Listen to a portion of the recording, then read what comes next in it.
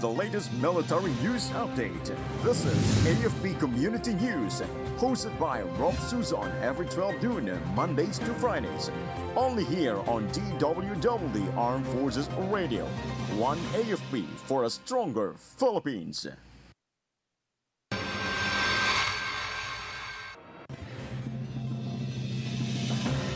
93rd IB and PNP unearthed NPA armed cache in Carigara, Leyte.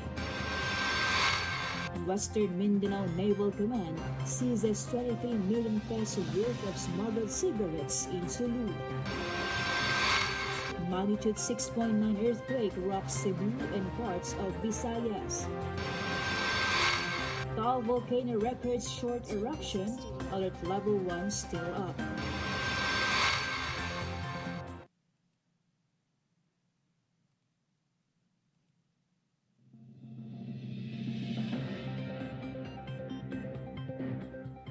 Hello to everyone, especially to our troops at Camp Emilio Ginaldo in Quezon City.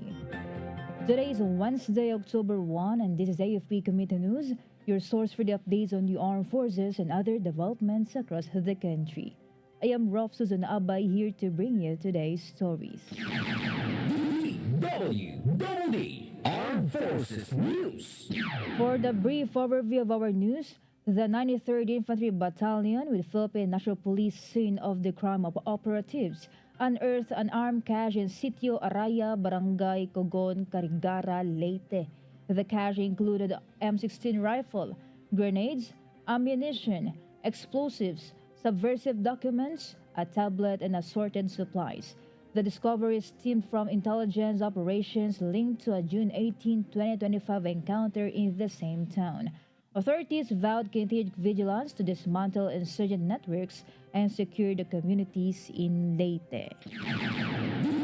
DWDD Armed Forces News. The Western Mindanao Naval Command intercepted a motorized bangka carrying 23 million peso worth of undocumented foreign brand cigarettes off Sulu. The operation led to the arrest of 5 crew members and the seizure of hundreds of master cases of cigarettes, later turned over to the Bureau of Customs for investigation. Rear Admiral Constancio Arturo Reyes Jr., the commander of WMNC, commanded the troops' vigilance and stressed their commitment to protect Western Mindanao seas. The Navy reaffirmed its dedication to maritime security and interagency cooperation under the Comprehensive Archipelagic Defense Concept. Armed Forces Radio. Let us hear from Meljoy of First Year G about NOLCOM joins the Maritime Awareness Campaign with Fisherfolk Community Consultation in Zambales. Go, Meljoy. Yes, Rolf, in connection with the celebration of Manamo 2025 with the theme Nagkakaisang Kapuluan Panatag na Karagatan, a total of 80 fisherfolks from Barangay Calapandayan participated in the Maritime Awareness Campaign with community consultation and dialogue session conducted in RJ Building, Barangay Calapacuan, Subic, Zambales. The activity was initiated by the National Intelligence Coordinating Agency Region 3 in collaboration with the Municipality of Subic, Zambales and participated by the 1st Civil Relations Group CRS AFP under the operational control of the Northern Luzon Command Armed Forces of the Philippines, Philippine Coast Guard, Bureau of Fisheries and Aquatic Resources, Regional Maritime Unit 3, Department of Trade and Industry, Department of Labor and Employment, Technical Education and Skills Development Authority, Department of Social Welfare and Development, and other government line agencies. The primary objective of the activity is to encourage fishermen to continue fishing in Panatag Shoal or Scarborough Shoal and to raise awareness on the security issues, especially in the West Philippine Sea, and emphasize the importance of resilience and solidarity in defending national interests. The 1st Civil Relations Group CRS AFP also facilitated the film viewing and distribution of WPS advocacy leaflets to the participants. Moreover, the participants also receive relief assistance and livelihood services that will help them during off-fishing season. Northern Luzon Command will continue its dedication and commitment in protecting the nation's territory and sovereignty by disseminating accurate information and carrying out its mission as a jointly engaged, sustainment maintained, and readiness trained force in pursuit of lasting peace and progress. This is Meljoy Nasho Arroco reporting for AFP Community News. One AFP for stronger Philippines. Thank you, Meljoy of First Year G.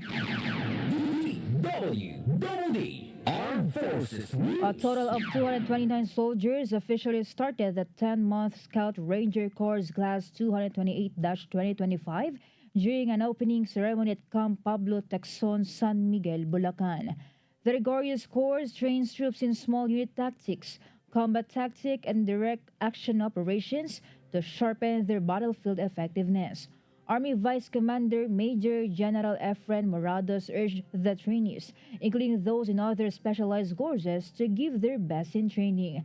The Army held the 1st Scout Ranger Regiment for producing elite Musangs who exemplify skill, stamina, and combat excellence while strengthening the Army's human capital development. DWDD Armed Forces News. Presidential Assistant on Maritime Concerns Secretary Andres Centino confirmed that Chinese vessels remain in the parts of the West Philippine Sea. He assured the public that Philippine troops continue to occupy islands, deliver supplies, and perform their mandate of protecting national territory. Centino noted that Chinese ships' numbers dipped during typhoons but returned afterward, with research vessels also spotted near Philippine rise. He stressed that the Armed Forces of the Philippines, specifically Philippine Navy, and as well as the Philippine Coast Guard, sustain maritime patrols to safeguard sovereignty. Armed Forces Radio. From NOLCOM, let us hear some information from Juan about NOLCOM. AFP promotes awareness on West Philippine Sea and national security to Kapampangan Scholar ng Bayan. About 3,000 scholarship grantees of the provincial government of Pampanga attended the information education campaign on national security and West Philippine Sea advocacy from the Northern Luzon Command through the First Civil Relations Group, CRS AFP, on September 30, 2025 at Bren Zigiao Convention Center, San Fernando City, Pampanga. In partnership with the provincial government of Pampanga, headed by Governor Lilia G. Pineda, the IEC coincided with the distribution of educational financial assistance of the provincial government.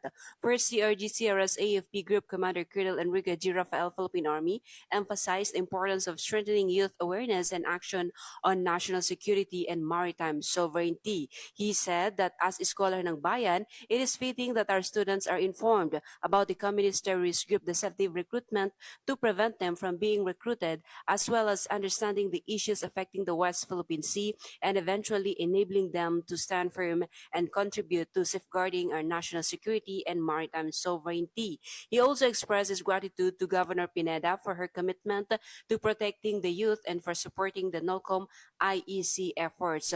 NOLCOM will continue to conduct similar activities in its joint operational area to strengthen the youth's understanding of their role in building a peaceful and better nation. This is John Sagak reporting for AFP Community News, one AFP for a stronger Philippines.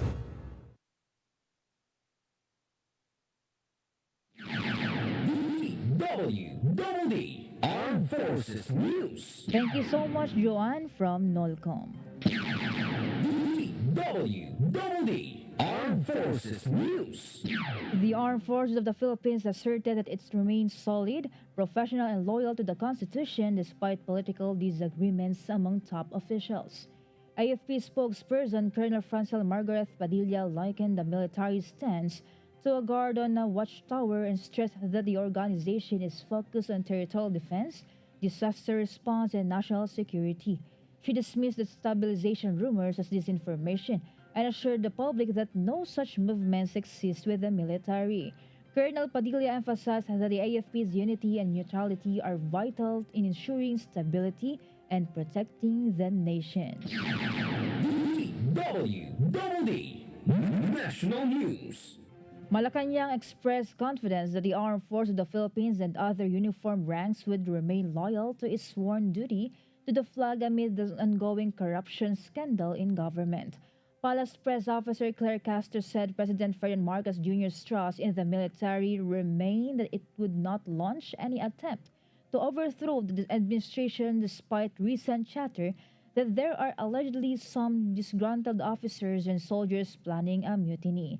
She further noted that no less than Chief of Staff General Romeo Browner Jr. vowed that the AFP fully backed the Commander-in-Chief's fight against the corruption and other irregularities in government. She also added that all the people, Not just the military are angered by corruption, so they will respect their messages, their grievances, because no one wants to be robbed of their funds. Armed Forces Radio. Let us hear more updates from Marian about AFP honors newly appointed and promoted civilian human resources. The Armed Forces of the Philippines held a ceremonial oath-taking and recognition program for newly appointed and promoted civilian human resources in celebration for the Civil Service Anniversary in Camp Aguinaldo, Quezon City yesterday. AFP Deputy Chief of Staff Lieutenant General Romel Roldan led the event alongside senior AFP officials and civilian leaders. Civilian personnel from General Headquarters, Combatant Commands, and AFPW-SSUs were also recognized for their vital contributions. Lieutenant General Roldan lauded civilian HRs as indispensable partners of uniformed personnel in ensuring leadership, professionalism, and mission success. This is Marian reporting for AFP Community News, One AFP for a Stronger Philippines. Thank you, Marian. DWDD National News. For our national news, a magnitude 6.9 earthquake shook the province of Cebu and parts of the Visayas region last Tuesday night. Philippine Institute of Volcanology and Seismology said the tremor took place around 9:59 p.m., some 17 kilometers northeast of city of Bogo, also in the same province. Tectonic in origin, the quake has a depth of 10 kilometers. Relatedly, authorities continue to assess the situation and also the number of casualties. Meanwhile, Governor Pam Baricuatro urged the residents to remain calm and prioritize safety. He said that the provincial government's disaster and emergency teams were assessing the situation and ready to respond. DWDD National News. On the other hand, Taal volcano erupted briefly early today. The Philippine Institute of Volcanology and Seismology said the eruption started shortly before 2 a.m. and ended at 2:15 a.m. State volcanologists said Alert Level 1 remained in effect. Authorities then reminded the public that sudden steam-driven explosions, volcanic earthquakes, thin ashfall, and emission of toxic gases may still occur. Entry into Taal Volcano Island, especially the main crater and the Ang Castilla fissures, as well as flying aircraft close to the volcano's summit, remain strictly prohibited. Armed Forces Radio. On the other line, let's hear more from Jim Boy about Army Chief Leads Conference on Defense Planning Guidance for 2026 to 2031. Lieutenant General Antonio Navarrete, Commanding General of the Philippine Army, led the presentation of the Army Defense Planning Guidance for 2026-2031 and Program Priorities for 2027-2032 at Philippine Army Headquarters in Taguig City. He urged the General Staff to focus on capability development in line with the Department of National Defense framework. Colonel Benjamin Leader, the Assistant Chief of Staff for Plan G5, outlined the strategic management system, while Colonel Maria Victoria Blancafloc, Deputy G5, detailed the TPG under the AFP modernization program, guided by the comprehensive archipelagic defense concept. The conference reinforced the Army commitment to align its plan with AFP and DND strategies to strengthen readiness and defend national territory. This is Jim Boy reporting for AFP Communities, One AFP for Stronger Philippines. Thank you so much, Jim Boy. DWDD National News. President Ferdinand Marcos Jr. convened the Legislative Executive Development Advisory Council to discuss his administration's priority bills for the 20th Congress. Palace Press Officer Claire Castro said that the President presided over the first council meeting of the LEDAC for the 20th Congress in Malacanang. Castro said priorities bills like the Rice Tariffication Act, amendments to the Money Laundering Act, and laws on online lending were discussed. LEDAC is the President's consultative and advisory body on programs and policies essential to the realization of the goals of the national economy.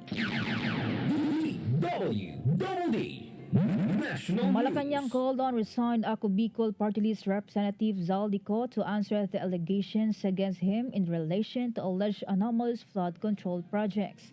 Palace Press Officer Undersecretary Claire Castro said that it would be better if the controversial lawmaker would explain his side. Castro also emphasized that Co could not run away from these issues if cases will be filed against him. The palace official added that it's better that the former lawmaker fight for his rights and for the truth in accordance with the pieces of evidence that he has. Armed Forces Radio. From Palawan, more updates from Junes about food delivery film sheds lights on West Philippine Sea realities in Puerto Princesa. The Philippine Coast Guard, in partnership with Awan Palawenyo and Palawan Patriots for Peace and Progress, held a free block screening of the documentary Food Delivery Fresh from the West Philippine Sea on September 30, 2025 at Robinson's Palawan Cinema. Directed by acclaimed filmmaker Baby Ruth Villarama, the documentary highlights the challenges faced by the Philippine Coast Guard and Philippine Navy personnel in delivering supplies to soldiers stationed in the West Philippine Sea, as well as the struggles of Filipino fishermen within the country's exclusive economic zone.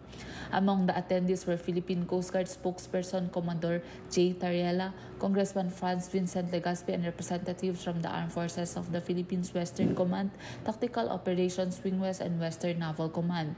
Students from several local universities and schools also joined the event. The Philippine Coast Guard announced plans to screen the film in schools and communities nationwide to raise awareness, especially among the youth, about the importance of the West Philippine Sea and the efforts to protect the country's sovereignty. The event forms part of a broader initiative to foster national awareness, unity, and support for the country's maritime defenders and fisherfolk. This is Katropang Judes reporting for AFP Community News, One AFP for Stronger Philippines. Thank you, Junes from Palawan. DWDD National News. Senate President Pro Tempore Panfilo Lacson said that resigned Ako Bicol Party List Representative Zaldico and later Representative Martin Romualdez will be invited to the next hearing of the Senate Blue Ribbon Committee.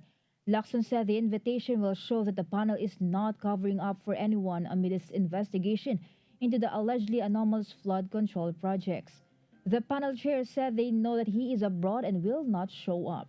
If that is the case, the Senate will issue a subpoena and then a show cause order.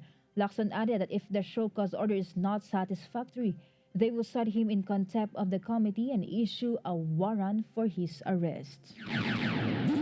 DWDD National News. Malacanang defends the former Philippine National Police Chief Police General Rodolfo Azurin Jr. was chosen as special advisor and investigator of the Independent Commission for Infrastructure due to his experience. Palace Press Officer Undersecretary Claire Castro said that according to the President, General Azurin was chosen based on his experience and merit, and he is also an investigator. The palace official cited that there's also no complication since he is not a politician. Asked about the controversial drug haul in 2022 wherein Azurin was accused of covering it up, Castro said it is easy to just drop names, noting that it is different if cases were filed against the former PNP chief. Armed Forces Radio. Some information from MJ about AFP reaffirms non-partisanship after Barzaga's delisting from Reserve Force. The Armed Forces of the Philippines reiterated its strict adherence to non-partisanship following the delisting of Congressman Francisco Barzaga from the Reserve Force. Barzaga was found to have violated Republic Act 7077 and AFP regulations after posting seditious statements online while wearing a military uniform. The AFP stressed that reservists are prohibited from joining protests, issuing partisan remarks, or using the institution's name to sow hatred against the government. As a professional and a political organization, the AFP emphasized that it does not tolerate actions that compromise its integrity and constitutional mandate. This is MJ reporting for AFP Community News, one AFP for a stronger Philippines. Thank you so much, MJ. DWDD National News. The Commission on Elections has issued a certificate of finality and entry of judgment on the disqualification of the Duterte Youth Party list. COMEC Chairperson George Irving Garcia said this developed after 30 days of finality lapse without a temporary restraining order from the Supreme Court. Garcia explained that based on their rules, the period of finality for the cancellation of party registration is 30 days, but it seems that the SC has yet to issue one. That is why the clerk of the commission released an entry of judgment and certificate of finality. Meanwhile, Garcia said the poll body has yet to discuss the 3 seats to be vacated by the party list. DWDD National News. Around 30,000 senior citizens are yet to get their benefit under the expanded Centenarian Act. This grants a 100,000 pesos cash payout to those who reach 100 years old and 10,000 to those who reach 80, 85, 90, and 95 years old. Senior Citizens Party List Rodolfo Ordanes said for 2024, 30,000 beneficiaries of the expanded Centenarian Act are yet to get their payouts. For 2025 beneficiaries, the lawmaker also added that the agency has been able to disburse 1.1 billion pesos out of the 2.9 billion pesos for the law. The National Commission for Senior Citizens is asking for a 3.6 billion peso budget for 2026. Radio. From our reporter on the ground, let us hear the report of Shaira about Philippine Navy contingent docks in Indonesia for MTA Philindo 2025. Yes, good afternoon. The Philippine Navy's Naval Task Group 80.5 aboard BRP Artemio Ricarte PS-37 arrived in Bitong, Indonesia for the 4th Maritime Training Activity Philindo 2025. Indonesian counterparts welcomed the contingent with a cultural performance and an arrival ceremony led by Captain Marvel Fritz, commander of MTA Philindo 0425. The exercise highlights the Philippine Navy and TNI Angkatan Laut's commitment to interoperability, maritime security, and bilateral defense ties. MTA Philindo 2025 reinforces both nations' dedication to regional peace and stability. This is Shai Rivera reporting for AFP Community News, one AFP for a stronger Philippines. Thank you, Shaira. Radio. And more updates from Ken. 5 former rebels take oath of allegiance in Samar.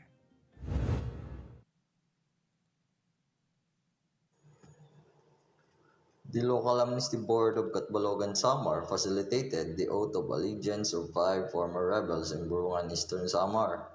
The oath marked a key step in completing their amnesty application under the government reintegration program. Local Amnesty Board Catbalogan recognized the support of 78th Infantry Battalion in encouraging rebels to return to the folds of law. Following the activity, Local Amnesty Board official visited the Bureau of Jail Management and Penology, Burungan City District Jail, to assure detainees that the government offers second chances through the amnesty program. This is Ken reporting for AFP Community News, 1 AFP for Stronger Philippines. Thank you, Ken. DWDD National News. Power has been restored to most areas serviced by the Oriental Mindoro Electric Cooperative. According to a report posted on Ormeco's official social media page, 100% of the province's municipalities and Calapan City are now energized. Ormeco General Manager Engineer Humphrey Dolor confirmed that both the 13.8 kilovolt and 69 kilovolt power lines are now fully operational. As of the latest update, electricity has been restored to 342 out of 426 barangays, approximately 80.3%. DWDD Armed Forces News. That concludes today's broadcast, and thank you for tuning in, especially to our audience on AFP Radio, the DWDD's Facebook page. Be sure to join and catch us again tomorrow for more stories and updates, same time and same station. Once again, this is Rob Susan Abay for AFP Community News, what AFP for a stronger Philippines. Behold the latest military news update. This is AFP Community News, hosted by Rob Suzon every 12 noon, Mondays to Fridays. Only here on DWDD Armed Forces Radio. One AFP for a stronger Philippines. Kayo ay nakatutok sa DWDD AFP Radio. Kami po ay kasapi ng KBP, Kapisanan ng mga Broadcaster ng Pilipinas.